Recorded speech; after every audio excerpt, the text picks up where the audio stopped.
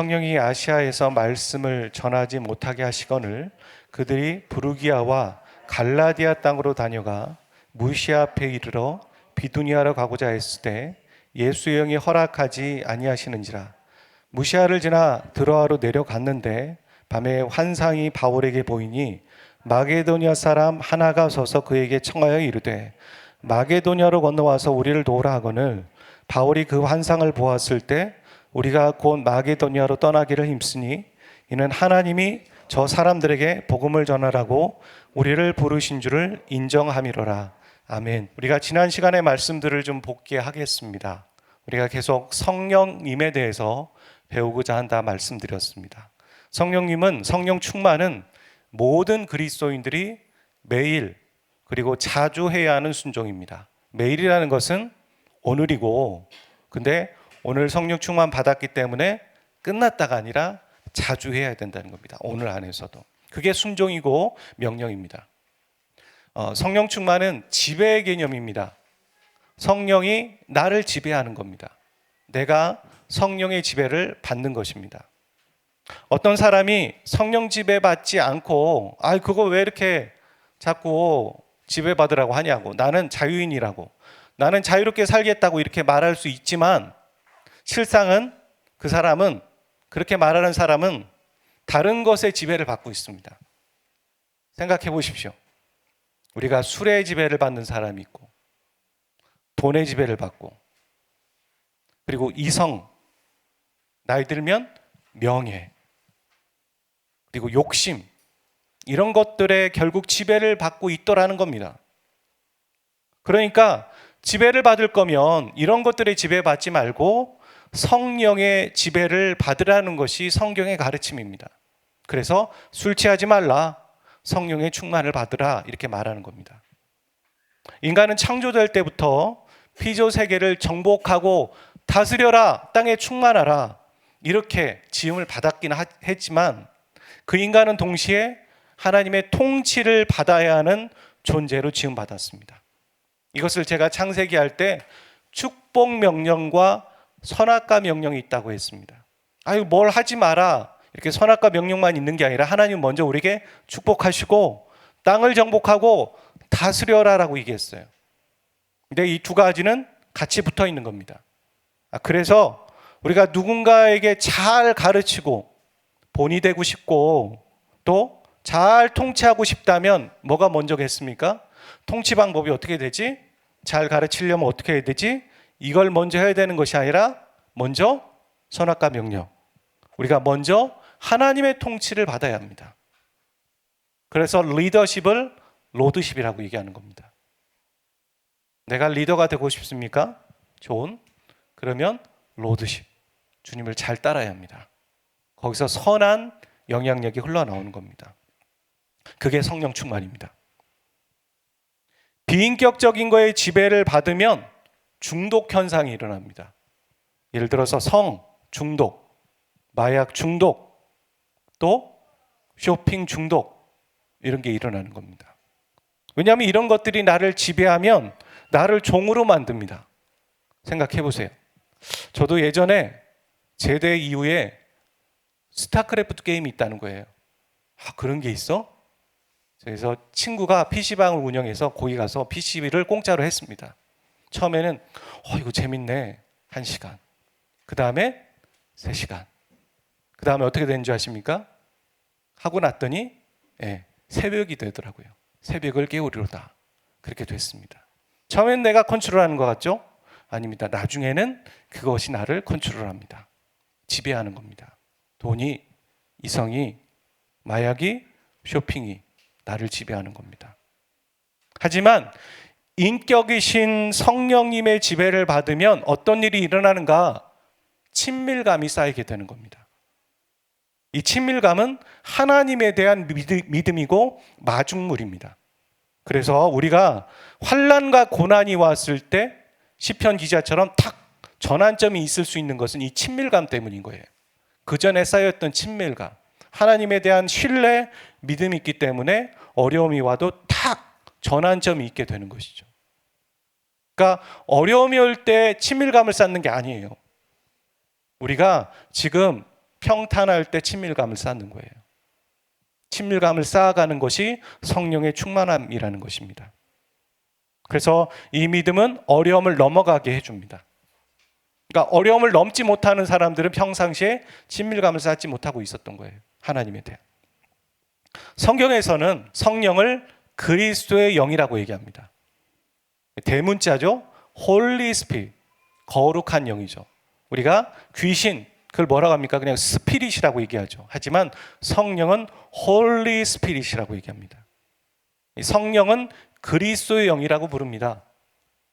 성령은 예수님만을 드러내는 역할을 하시기 때문에 그리스도의 영입니다.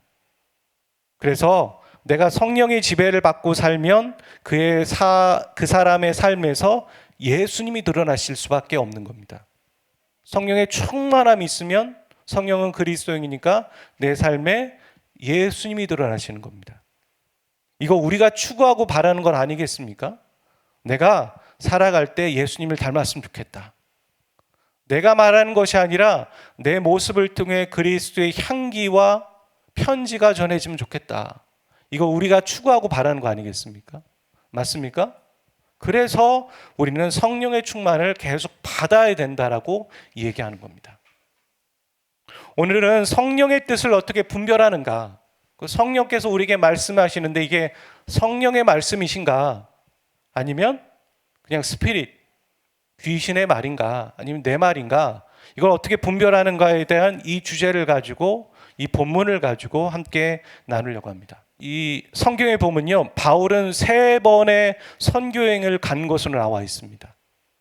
근데 그 중에 오늘 말씀은 2차 선교 여행 초기에 벌어진 일입니다. 지도를 보시면 이게 바울의 2차 선교 여행 경로예요. 여기 보면요, 여러분의 성경도 보고 이 지도도 보시면은 더베, 루스트라 이거 나오죠. 보이십니까? 바울이 1차 선교 여행 때 갔던 곳이에요.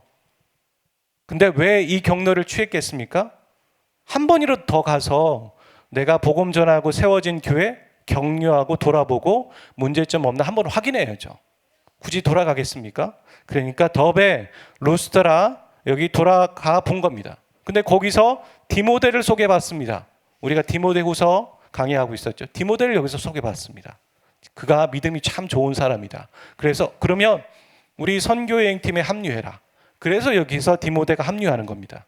그리고 바울이 가려고 했던 건 아시아입니다. 우리가 알고 있는 뭐 동아시아, 서아시아 그런 아시아 개념이 아닙니다. 여기에서 그 당시에 있는 개념에서의 아시아입니다. 저 보이시죠? 아시아라는 곳 밑줄을 그어놨어요. 바울은 아시아, 그러니까 이 남쪽으로 가려고 했습니다. 왜냐하면 바울 자신의 마음 안에는 품고 있었던 도시가 하나 있었어요. 그게 어딜까요? 에베소입니다. 에베소에 가고 싶었어요. 그래서 아시아 가려고 했던 겁니다. 그러니까 동서남북으로 따졌을 때 지금 아시아라는 곳은 남쪽에 해당되는 거죠. 여러분 보셨을 때. 하지만 성령이 막으셨다. 오늘 본문의 6절에 나옵니다. 성령이 막으셨다. 그래서 북쪽으로 갔습니다. 그게 무시디아, 비두니아 7절에 나오죠. 무시아, 비두니아 그쪽으로 간 겁니다. 남쪽이 막히니까 북쪽으로 간 거예요. 이들은 지금 어느 쪽에서 왔습니까? 동쪽에서 왔죠. 동쪽에서 와서 남쪽 막히고 북쪽 막혔습니다. 거기서도 성령이 막으셨다는 거예요. 바울은 그래서 지금 모든 게 막히니까 남은 곳은 서쪽이에요. 서쪽 어디냐? 그래서 8절에 무시아로 갔다는 겁니다. 무시아를 지나서 지금 드로아에 있습니다. 드로아 이 파란색, 빨간색으로 이렇게 박스 만들어 드렸죠? 드로아에 있습니다. 근데 이 드로아에서 신기한 경험을 하는 겁니다. 이게 꿈인가? 이게 현실인가 모르겠습니다. 하지만 너무 선명합니다. 우리가 개꿈은 아침에 일어나서 생각이 안 나죠. 그게 뭐였더라? 잠깐 생각났다 없어지잖아요. 근데 바울이 지금 꿈인 건지 환상인지 모르겠지만 너무 선명한 거예요. 뭐라고 했냐면 마게도냐 사람이, 이 마게도냐는 좀 저 드로아에서 넘어가서 이 바다를 건너서 유럽인 거예요. 유럽 사람이 바울 앞에 서서 우리를 좀 와서 도와달라, 복음을 전해달라 이 말이죠. 그렇게 말했다는 거예요. 그리고 깬 겁니다. 너무 현실적이에요. 그리고 이것을 우리는 마게도니아로 이끄시는 성령의 사인이라고 판단했다는 거예요. 그게 이 사건이 2차 선교여행에서 에베소가 아니라 유럽으로 가게 되는 아주 결정적인 계기가 된 거죠. 이거 무시했으면 유럽을 못 갔을 수도 있는 거죠. 유럽의 복음화가 이루어지게 된 겁니다. 이 사건을 통해서. 그래서 그 성경은 10절을 이렇게 말하는 거예요. 그 과정을 같이 읽어보겠습니다. 시작. 바울이 그 환상을 보았을 때 우리가 곧 마게도니아로 떠나기를 입으니 이는 하나님이 저 사람들에게 복음을 전하라고 우리를 부르신 줄 인정함이라. 이 인정하다라는 말이 그냥 뭐 지나가는 말 같은데 이게 참 흥미로운 단어예요. 이 단어는 함께라는 쉰과 그 다음에 위에 올라타다라는 비바조가 합쳐졌습니다. 그래서 쉼 비바조 이렇게 읽어요. 함께 위에 올라타다. 그러니까 좀 러프하게 말하면 함께 결합하다 이런 의미예요. 함께 결합하다. 그리고 좀 더 자세히 말하면 두 가지의 사실, 함께인 거잖아요. 나 혼자가 아니잖아요. 그러니까 두 가지의 사실을 비교해서 결론에 이르렀단 말이에요. 그들이. 그럼 두 가지 사실이 뭘까요? 첫 번째 뭘까요? 바울이 보았던 환상. 그걸 먼저 본 거예요.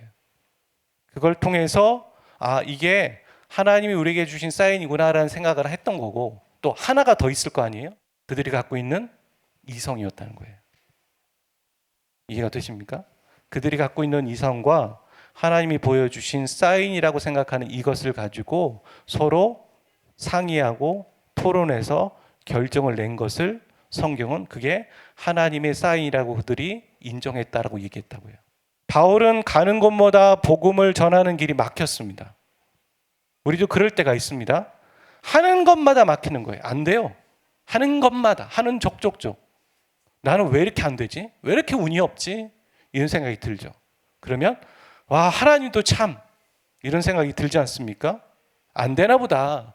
그게 아니라는 거예요. 다른 길이 있나 보다. 함께 고백해 보겠습니다. 다른 길이 있나 보다. 네, 그렇게 생각하셔야 돼요. 다른 길이 있나 보다. 다른 길이 뭐냐면 하나님이 나를 향한 다른 계획이 있나 보다. 그렇게 이들은 지금 생각한 거예요. 바울 일행도 그랬습니다. 남쪽으로 갔더니 막히고 북쪽으로 가도 막히고 그리고 그래서 서쪽으로 간 겁니다. 다른 길이 있나 보다.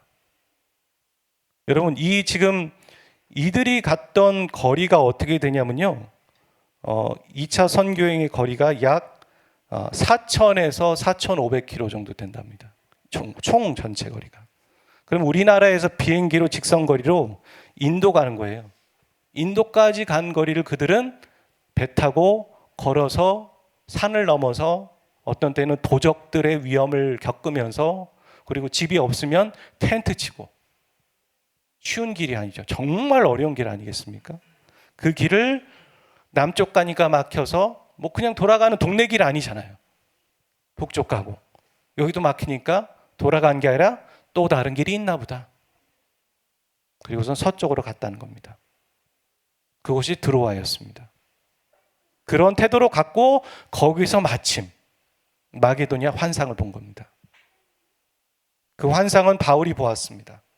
바울이 보고선 바울이 스스로 결정, 이거 하나님이 주신 사인이야, 가자! 이렇게 하지 않았다는 거예요. 바울은 그것을 같은 팀원에게 나눴다는 겁니다. 이게 하나님이 주신 사인일지도 모르겠는데 여러분 함께 기도하고 우리 분별해 봅시다 했다라는 거예요. 그리고 팀원들은 그것을 놓고 상의한 거예요. 함께 하나님이 주신 사인과 그들의 이성과 합의가 합쳐져서 그게 무슨 뜻일까 생각해 봤다는 거예요. 그러면서 이 여정을 복귀한 거죠.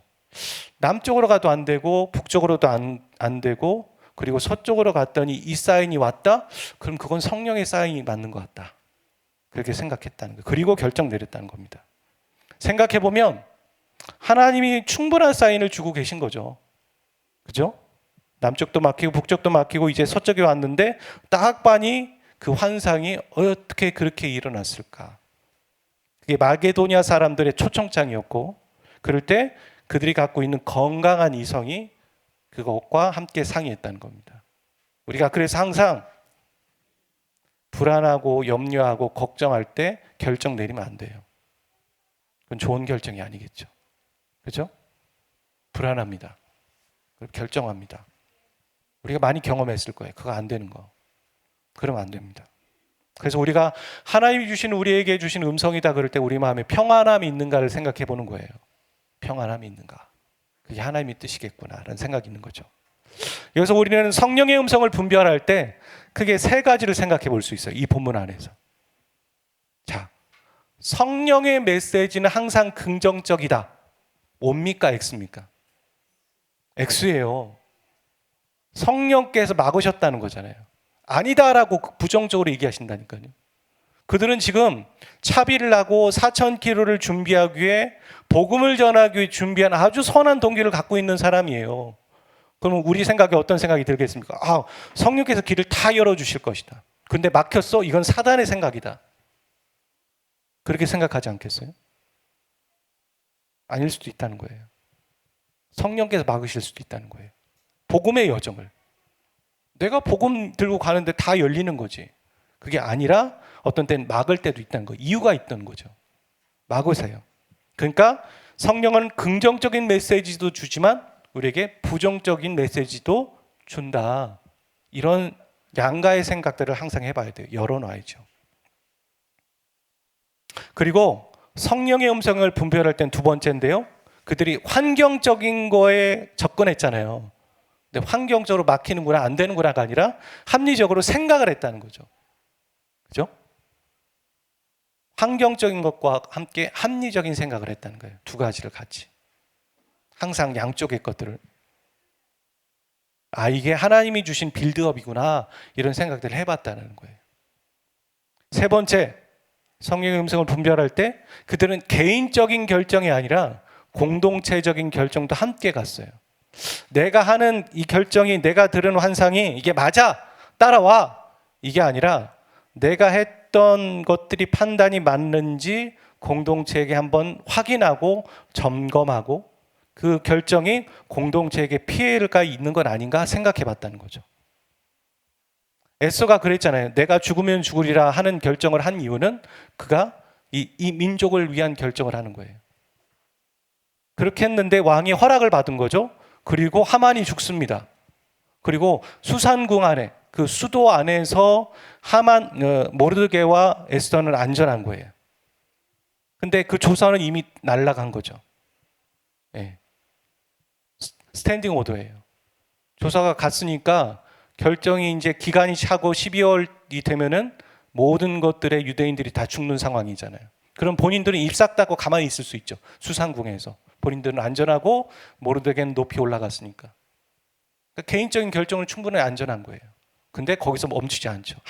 왕이시여, 이 조서가 바뀌어지게 새로운 조서를 저희가 낼 수 있도록 허락해 주십시오.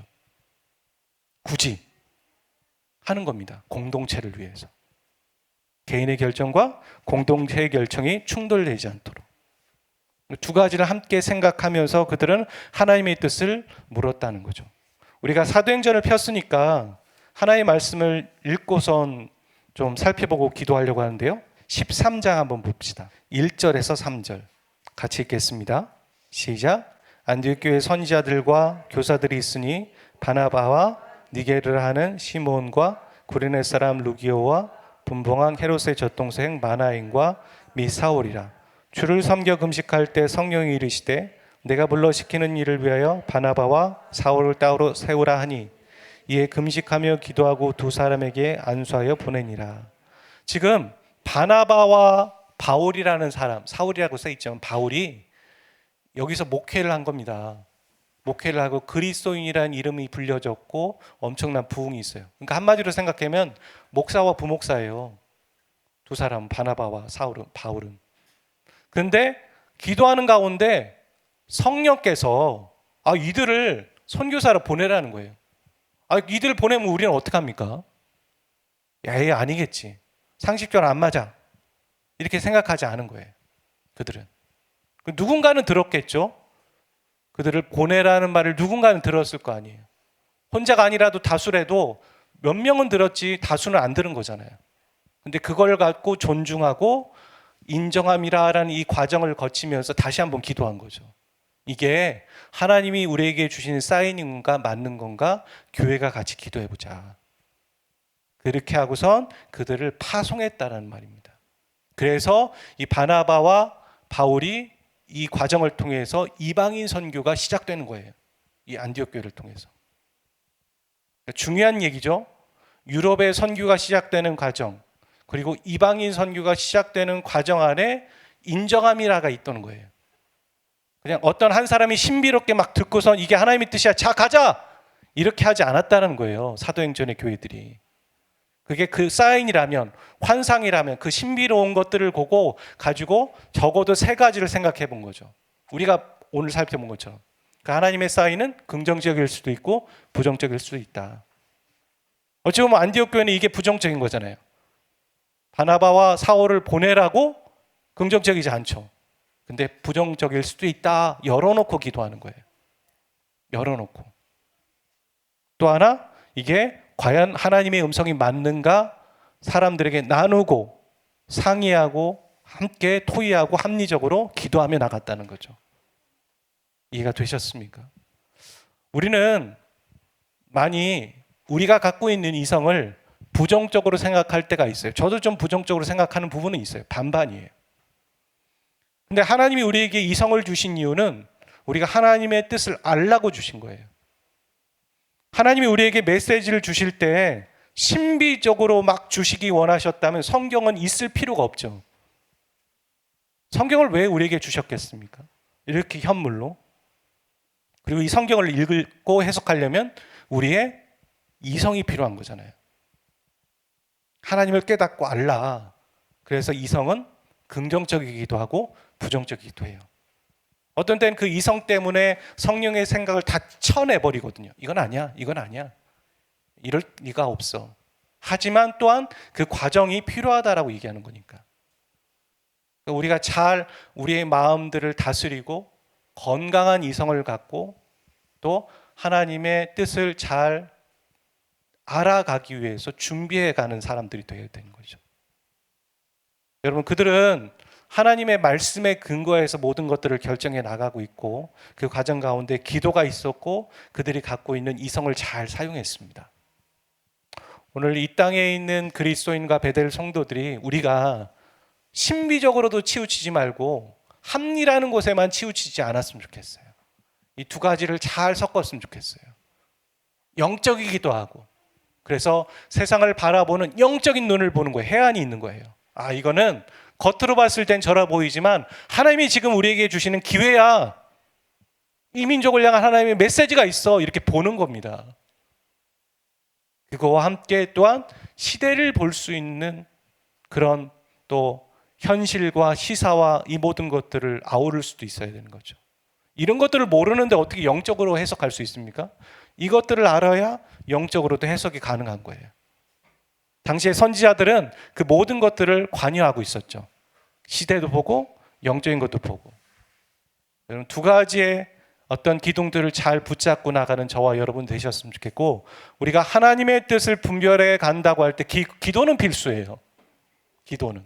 하지만 나의 결정이 항상 나 혼자의 결정이 아니라 그것을 나눔으로 이게 하나님의 뜻인가요? 한번 같이 기도해 주세요 하는 거.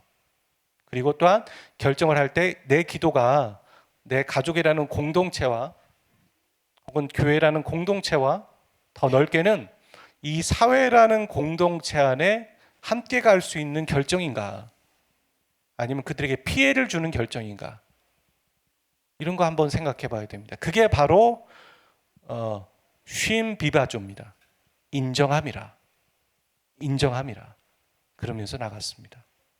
오늘 저와 여러분의 인생 가운데 하나님께서 이런 해안과 하나님의 은혜와 이 뜻에 대한 깊은 묵상과 실천들이 있으시기를 축복합니다. 성령께서 우리가 결정해 나갈 때 야, 이건 이렇게 하는 거야 하면 생각을 좀 열어주셨으면 좋겠어요. 그래서 우리가 그렇게 기도합시다.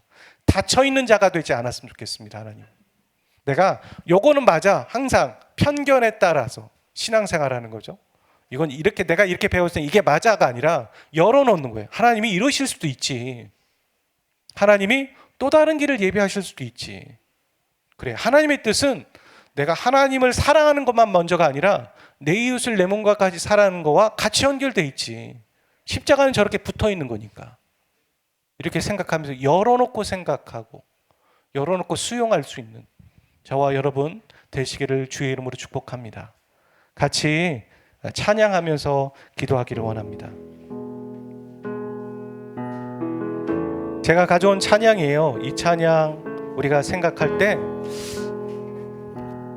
내가 주인 됐던 것들, 그 주인이라는 건 우리의 편견과 생각들도 함께 내려놓고 나의 우상들 모두 내려놓고 주님 앞에 경배하며 주님의 지혜와 은혜를 달라고 함께 찬양했으면 좋겠습니다. 주 앞에 엎드려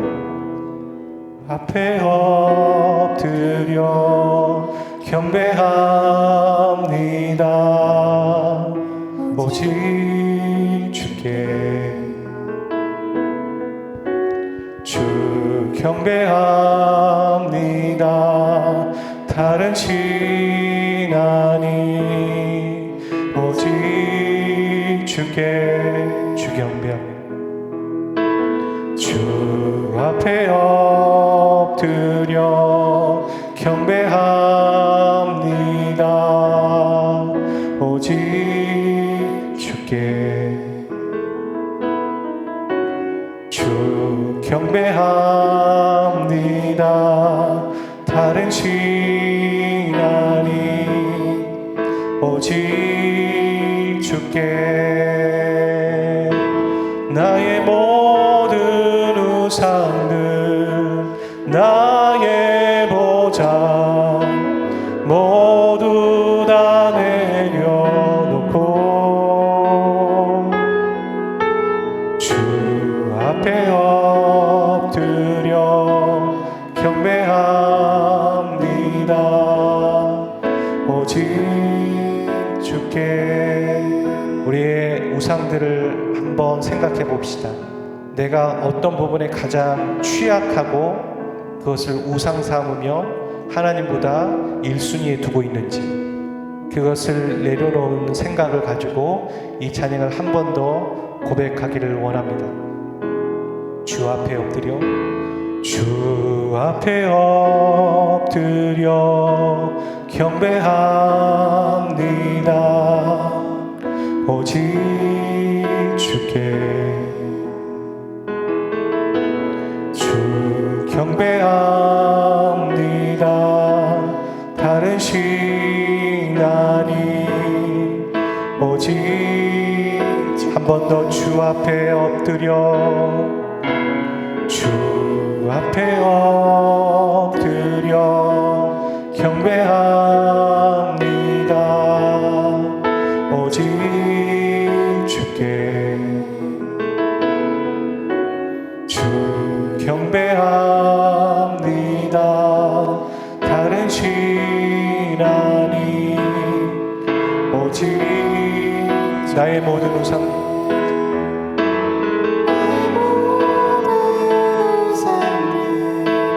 나의 보좌 모두 다 내려 나의 모든 우상들 나의 모든 우상들 나의 보좌 나의 모든 우상들 내려놓습니다. 나의 모든 우상들 나의 보좌 나의 모든 우상들을 내려놓겠습니다. 하나님보다 높아져 있는 것 나의 모든 우상들 나의 하나님 내려놓겠습니다. 나의 모든 우상들을 주님 앞에 내려놓겠습니다. 한 번 더 고백합시다. 나의 모든 우상들 나의 보좌 모두 다 내려놓고 주 앞에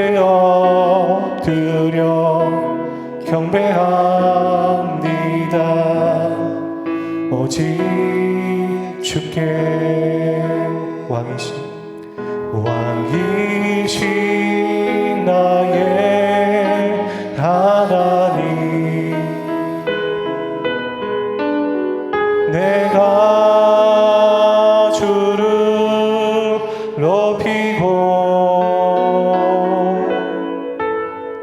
영원히 주의 이름을 송축하. 한 번 더. 왕이신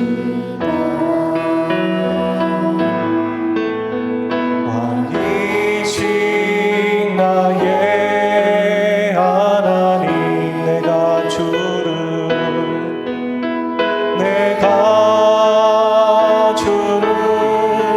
높이고 영원히 주의 이름을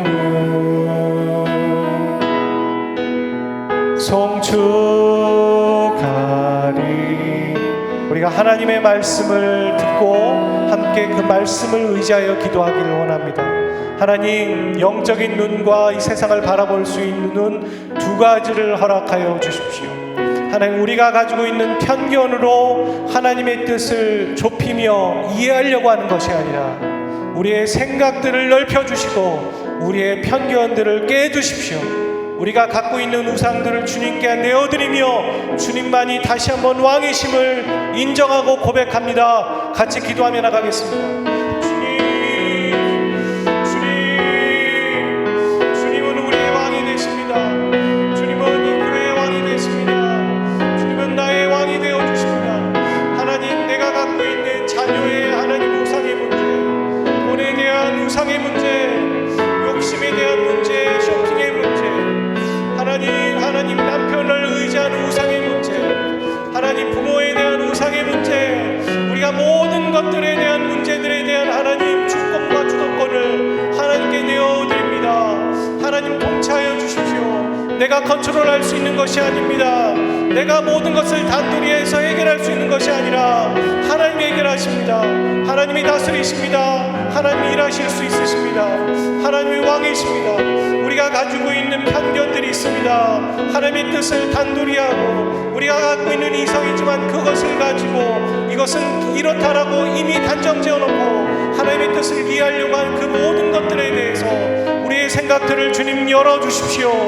우리의 생각들을 열어주십시오.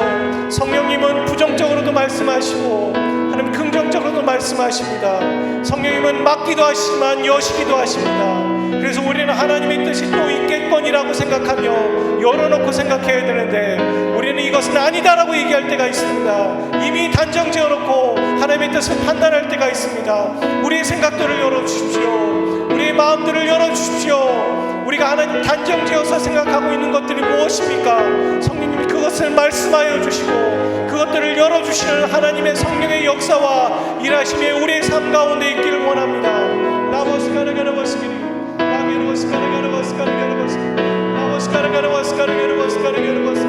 하나님, 우리가 하나님 우리의 생각들을 우리의 결정으로만이 아니라 우리 가족의 공동체와 교회의 공동체와 하나님 이 나라의 공동체에 함께 갈 수 있는 결정인지 생각해보는 우리가 되어줄 수 있도록 도와주십시오. 우리의 생각들이 온전합니다.